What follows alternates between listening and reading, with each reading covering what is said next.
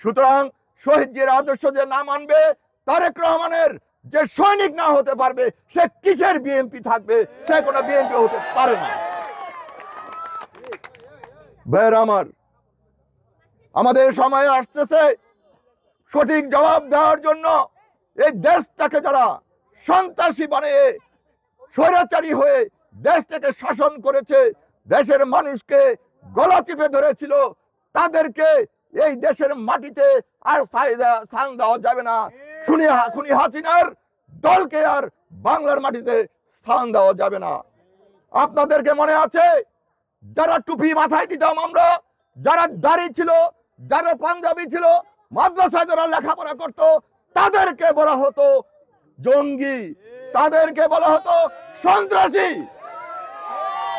মুসলমান অধ্যুষিত দেশে আমি আপনাদের কাছে বিচার দিতে চাই, তাদেরকে যদি আমরা সঠিক জবাব না দেই, মুসলমান হয়ে যদি আমরা সেই বিচার না করি, যদি না আবার তাদেরকে এই ছেলের আসতে বাবারা আসতে বাবার আসতে তাদের যদি আমরা সঠিক জবাবটা না দেই, তাহলে একদিন হলো আমাদের মরতে হবে।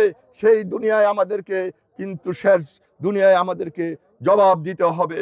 কারণ তারা যে মুসলমানের উপরে অত্যাচার করলো, মুসলমানদের উপরে অত্যাচার করলো, যারা দাড়ি টুপিকে জঙ্গি বললো, তাদেরকে বাংলার মাটিতে মুসলমানরা কখনো স্থান দিতে পারেন না। আপনাদের মনে আছে আমরা কোনো ওয়াজ মাহফিল করতে পারি নাই। ওয়াজ মাহফিল করতে গেলে পারমিশন নিতে হতো, মনে চাইলে পারমিশন দিত, মনে চাইলে পারমিশন দিত না।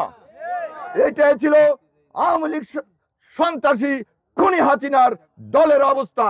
একটাই মনে রাখতে হবে, যখনই তারা ক্ষমতায় এসেছে তখনই বাংলাদেশকে বিক্রি করে দিয়েছে, বাংলার মানুষকে গলা টিপে ধরে তাদের স্বাধীনতা হরণ করেছে। সুতরাং ভাইয়ের আমার, আমাদেরকে ঐক্যবদ্ধভাবে দেশটাকে ঠিক রাখার জন্য, আমাদের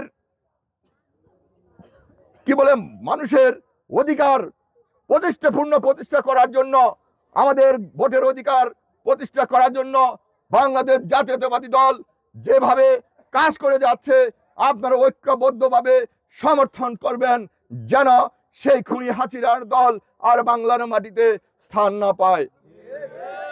একটাই কথা, বিএনপি মানুষের কল্যাণের জন্য রাজনীতি করে, বিএনপি মানুষের অধিকারের জন্য রাজনীতি করে। সুতরাং আমরা এটাই প্রতিষ্ঠা করতে চাই বাংলার মাটিতে, যার ভোট সে দিব, যাকে ইচ্ছা তাকে দিব, দিনের ভোট দিনে দিব, এইটাই আমাদের কথা বাংলার মাটিতে।